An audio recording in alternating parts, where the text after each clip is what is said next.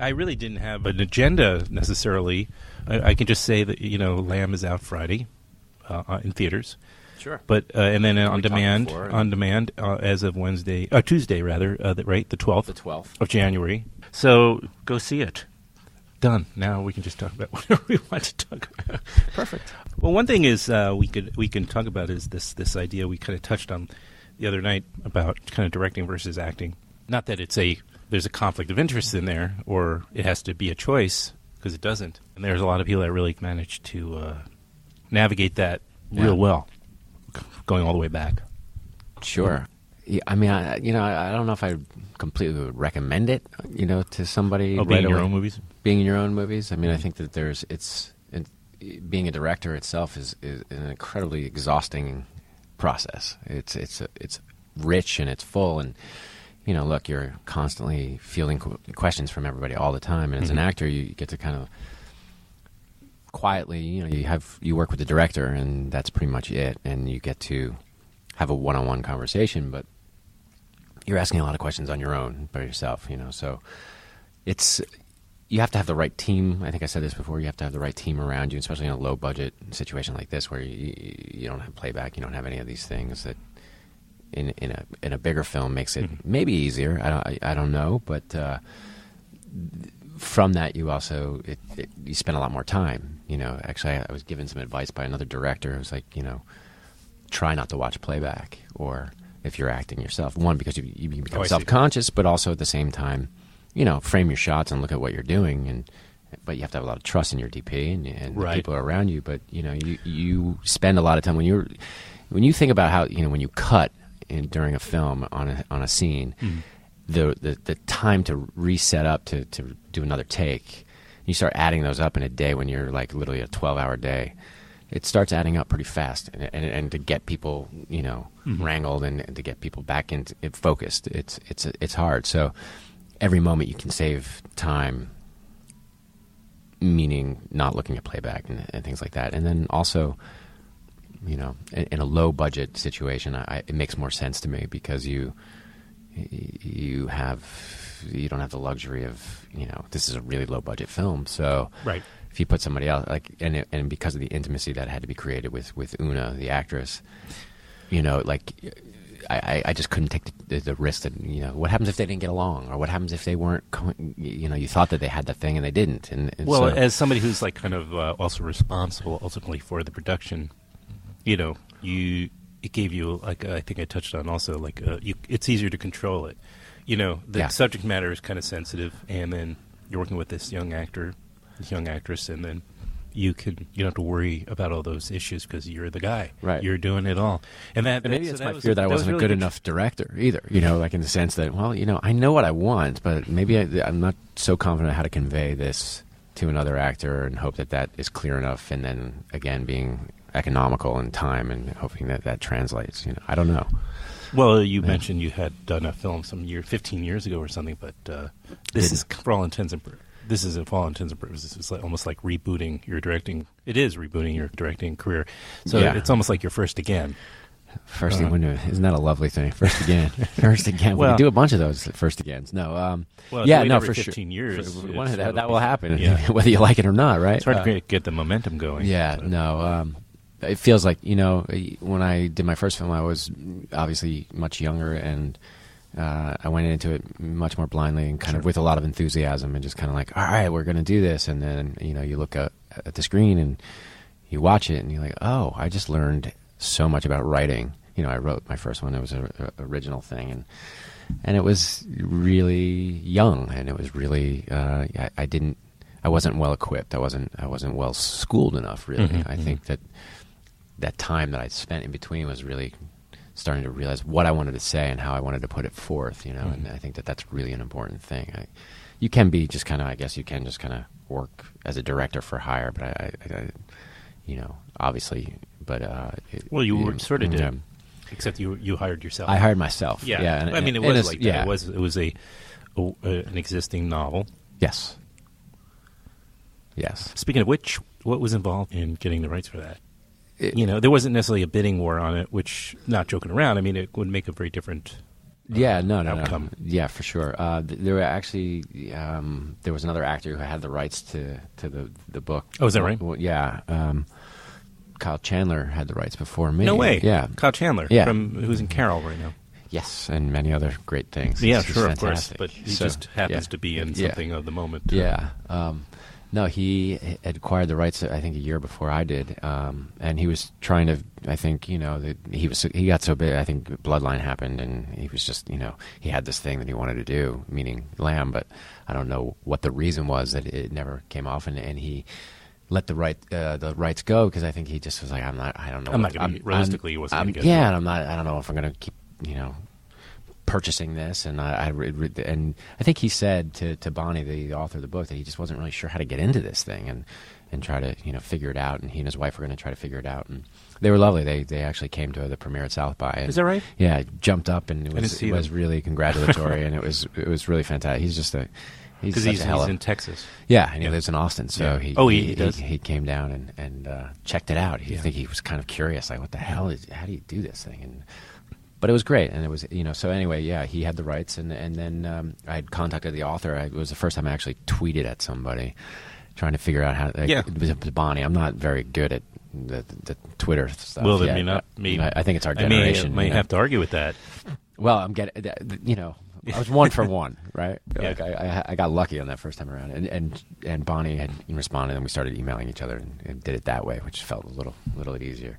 And then we met, and she said that the rights were going to become available, and it seemed like they weren't going to be renewed, and he wasn't going to renew them. So we met for coffee, and we started talking about it, and she immediately was like, "If they become available, you have to do this." So it was a matter of then contacting the publisher and going out and contacting her agent and negotiating terms and paying for them, really, and that in a low budget thing, that's they're not. The agents and the publishers they'll work with you, but they want a certain thing, and they think when you say you're making a movie, they think, oh, you're making a movie, like they think it's big, and you have to keep telling them, this movie's about the cost of a car, could be a really nice car. It could be a practical car. It could be a leftover, rental car that they're trying to get rid of on eBay or whatever, maybe a pre-owned. Pre-owned, yeah, I love that term. Pre-owned, aren't we all? And then I got the rights to the book in I think it was December of 2013, and I finished a draft immediately in 2000. I had the first draft done in February of 2014. Spent a little time doing rewrites, but we went into pre-production in May, and then we were shooting in June of 2014, really, and then editing through and then premiering at South by, where I saw you first. Yeah, and I guess I was in that same room as Kyle Chandler, and he was. Yeah, was he there? I know. I was in the premiere. So he, I don't know. I was just. I remember he had a real loyal friends in that row, because it was the everybody seemed to show up at your screening, and it was like a reunion. Great group of friends. Great group of friends who were all filmmakers, and I think he was there too. So yeah. And in fact, Bonnie was there too. Bonnie, the author of the book. She came. She was very moved. She was very moved, and we've continued a great dialogue about what we want to do next together. So we're developing. So we both came up with this idea simultaneously. And first, she was like, "I'm going to write this into a novella, a small 40 pages." And she writes long form, so it's easier for her just to write in long form, which is great because then you get detail that you wouldn't get otherwise. And then we started talking about it. And she's like, "I think I just need to write this into a book." And so she's developing that as one of a couple books that she's working on, but hopefully that will come together, and then we'll just do the same thing, do it again. So. I know it's starting to ring a bell in terms of filmmaker and novelist, or author who have collaborated a couple of times. Well, you certainly can think back to Merchant Ivory and Ruth Prower Javala, who I actually had the pleasure of meeting when I was working for a film company for a short time, and met her for tea occasionally, and got to know her. And there was a project that we were working on. It was about an Inuit Eskimo, and she had read the book. It was based on a book called "Give Me My Father's Body." It was Kevin Spacey had the rights to the book, and trying to find a writer for it. And so I contacted her, knowing her work through Merchant Ivory. I was like, it seems like the right person to adapt this, and she read it and she loved it. And it was going to actually be her last adaptation, I think, outside of Merchant Ivory that she was going to do, and then one thing led to another. Couldn't get the money to, it was like putting it together to get her to do it, and it stalled, and unfortunately she has since passed, and remains kind of a cool legend in our film world. Mm-hmm. Obviously, she was pleased with how it came out.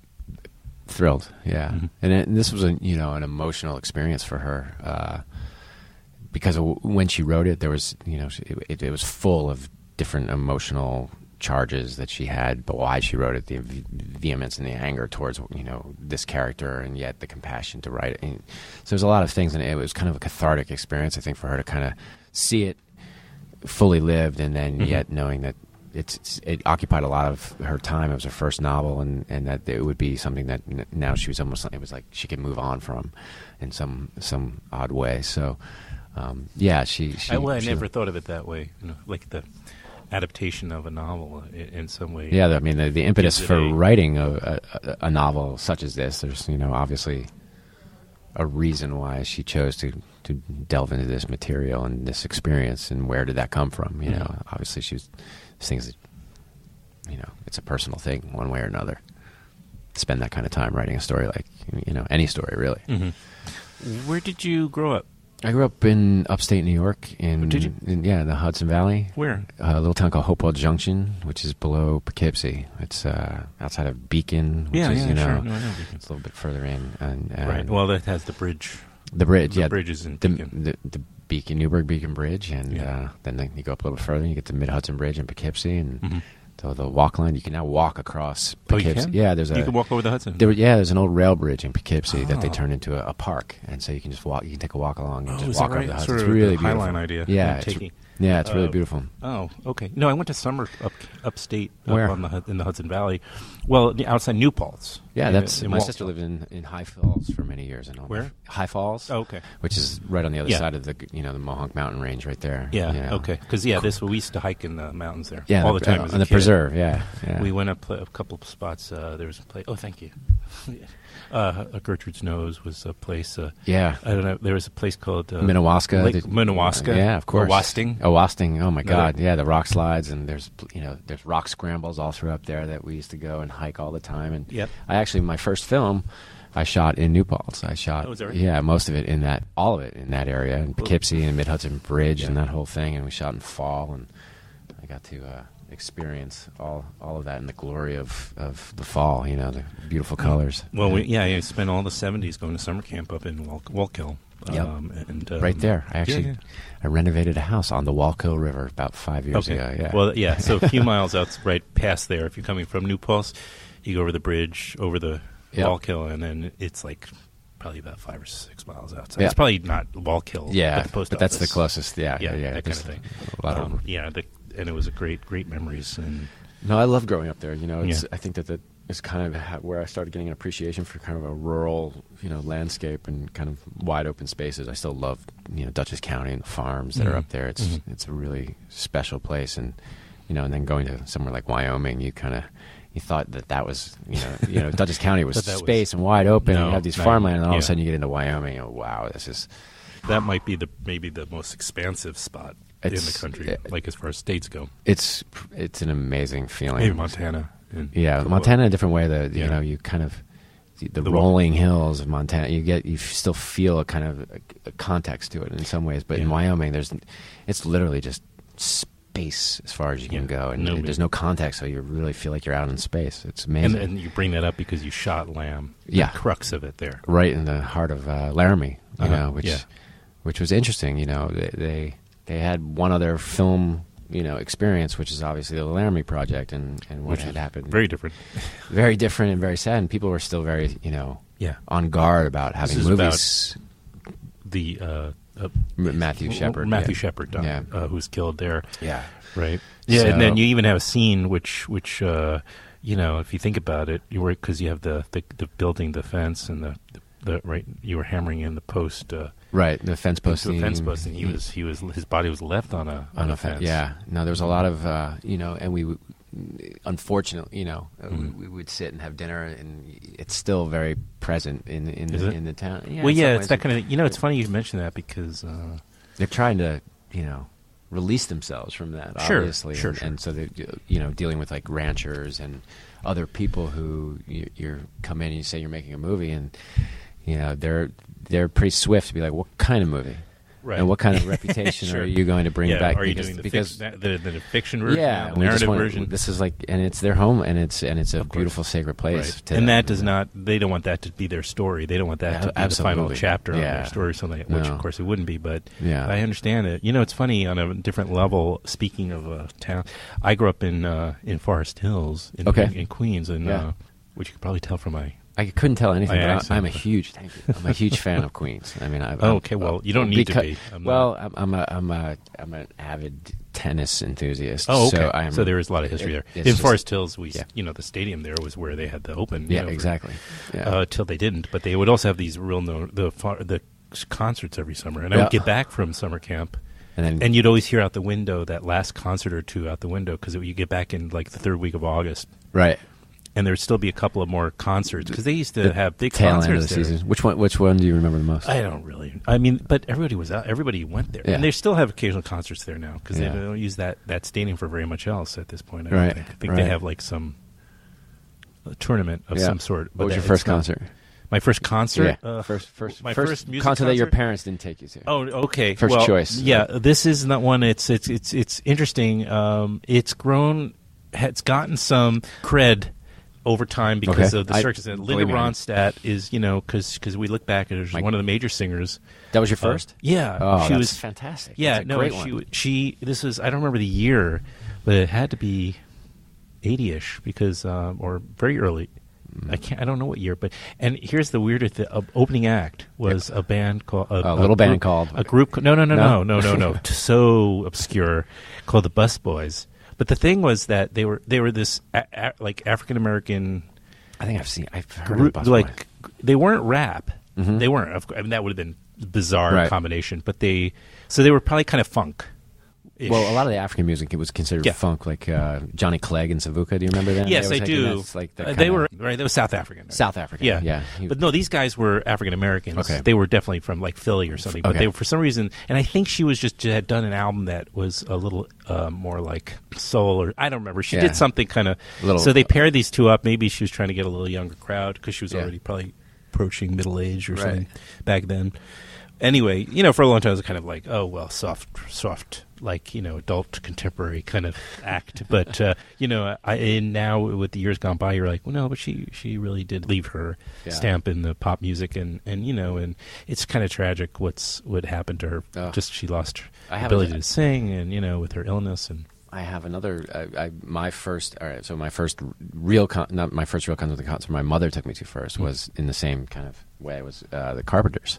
No, come on. Yeah, is that true? In Valley Forge, Pennsylvania. So you just beat me. It wasn't beating you, but I mean, it's like they're both. It's kind of both two tragic, kind of great concerts to go see. Both of them. I mean, come on.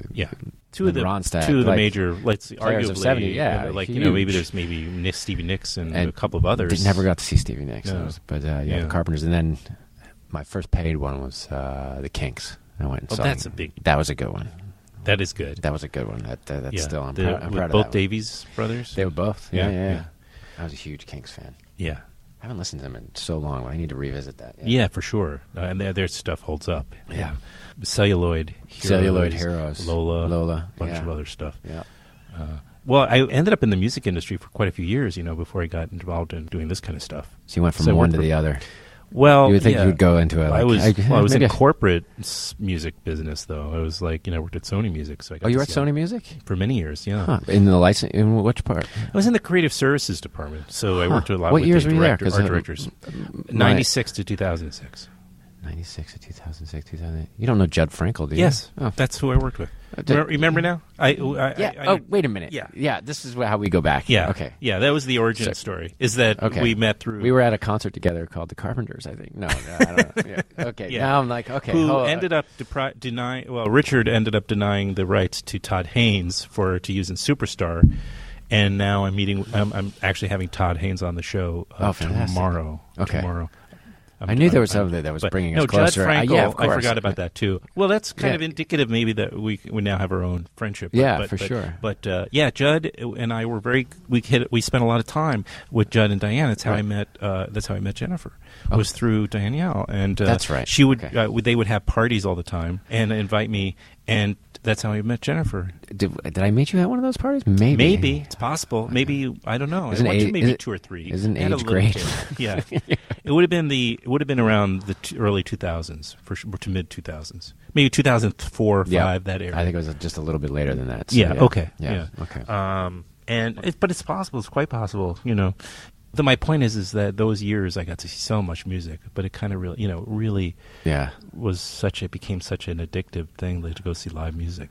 So you're like, you know what? I'm going to switch over into film, because that's a healthier. Yeah, exactly. Because there's so much more money in it.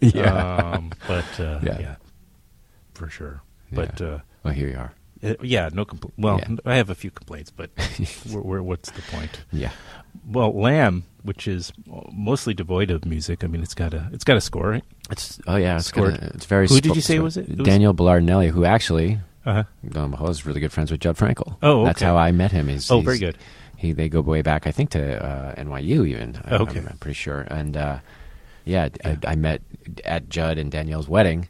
Danielle they had rented a house, this big Victorian house, and there was a piano in it, and Daniel had met once before, but then he came in and we were all drinking, massive amounts of bourbon, and we're sitting around, and he just started playing the piano, and I was just so taken. I was like, one day I want to work with you. And then you did. And That's then really remarkable. Yeah. That's interesting. Yeah. Well, actually, Judd, now I remember, Judd, I actually have a copy at home of Judd's made a short. I thought it was very good. Yeah, no. With the wine. Yeah, on yeah, the yeah. roof and the building, and the person was growing their own wine. It was called, I can't remember the name right now.